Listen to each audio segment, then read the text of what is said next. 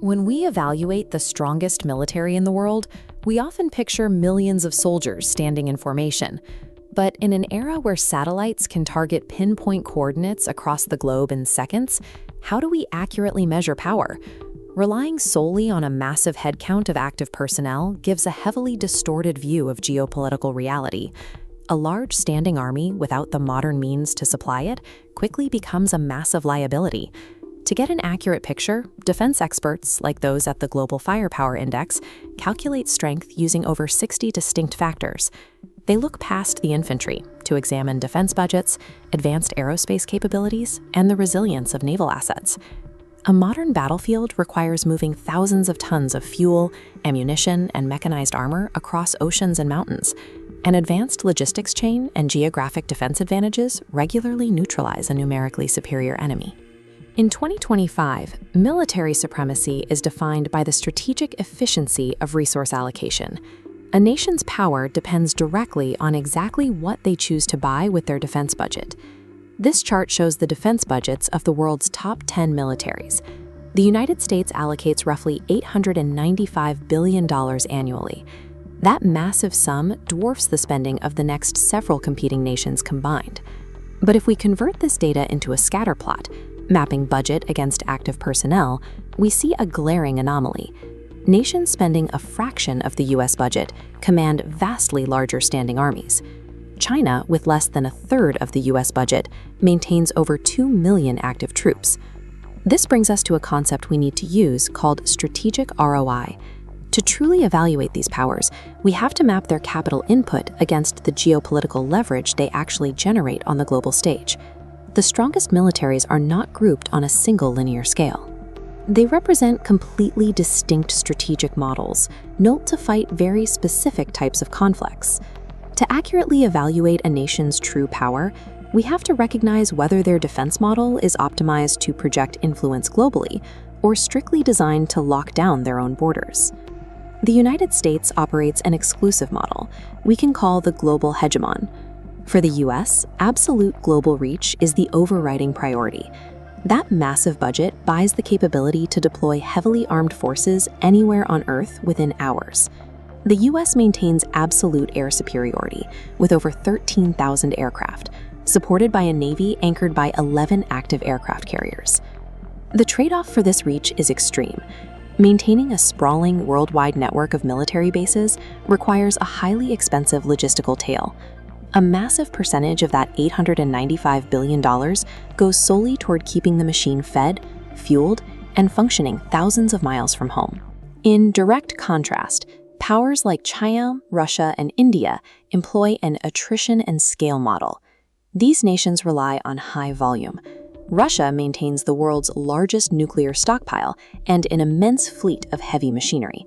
China leverages its colossal manpower pool and translates its mass scale into sheer naval asset volume, building the largest fleet by number of ships. India sits in the top 4 by relying heavily on deeply experienced, specialized mountain warfare infantry, backed by massive population reserves and a self-sufficient nuclear triad. Feeding, moving, and equipping millions of soldiers severely restricts a nation's logistical capacity, limiting their ability to project sustained force far beyond their own borders. The US pays a premium to fight in anyone's territory. The mass titans build immense staying power strictly for regional dominance. Next, we have the high-tech fortress model.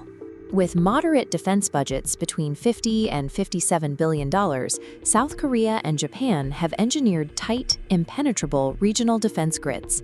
Surrounded by active threats, South Korea counters immediate danger through the domestic production of top-tier heavy weaponry, like the K-2 Black Panther tank, maintaining a highly disciplined, ready-to-fight perimeter.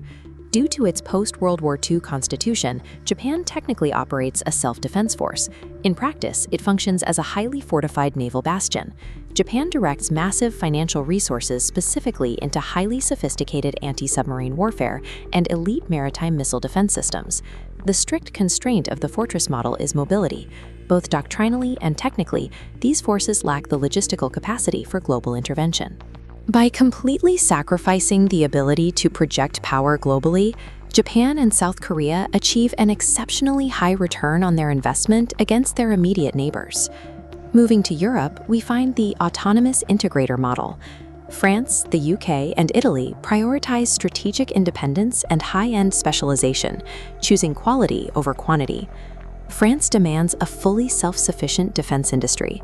They independently build their own Rafale fighter jets, nuclear-powered ships, and weapons without relying on superpowers for supply.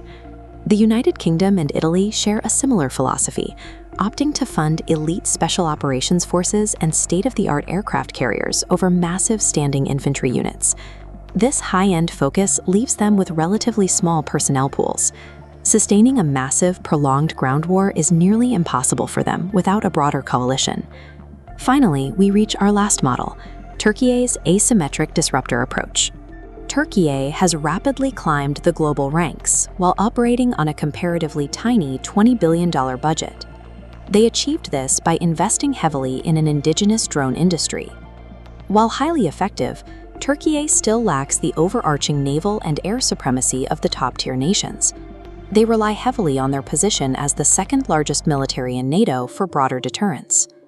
Turkey achieves the highest purely strategic ROI on the list. They use relatively cheap, disruptive technology to alter modern battlefield tactics for a fraction of a superpower's cost.